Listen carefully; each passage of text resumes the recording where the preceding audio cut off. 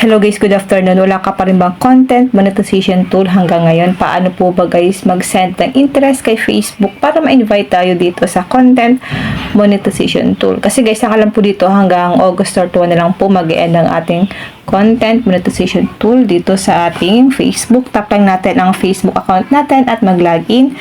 Tap 3 lines, tap professional dashboard. Then,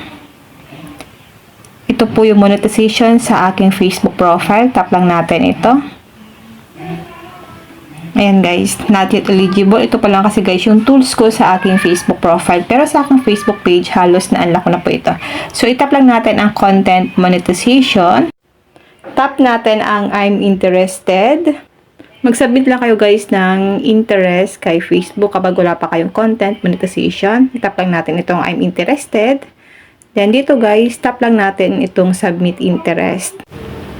Then, ito po ang lalabas, interest submitted. Okay, ganun lang po kadali mag-submit ng interest kay Facebook. Back lang natin. Ipakita ko lang sa inyo guys, yung update ni Facebook kung kailan na lang yung ads on reels, in stream ads, tsaka itong bonuses. Tap lang natin ang professional dashboard. Sa pinakababa, tap natin ang support. Scroll down, tap natin ang see all. Tap metrics for the performance bonus program. Ito po yung nakasulat dito guys sa mga hindi pa po nakakaalam kung hanggang kailan na lang yung in-stream ads, ads on reels, and performance bonus hanggang August 31 na lang po. August 31, 2025. So may nakasulat dito guys, in-stream ads, ads on reels, and the performance bonus program will end on August 31, 2025.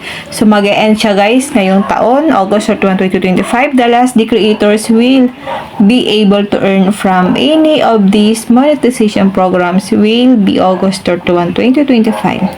Eligible creators will be invited to the Facebook content monetization. So, kailangan po natin agad guys makapag-send ng interest kay Facebook para po ma-invite tayo dito sa content monetization. Okay?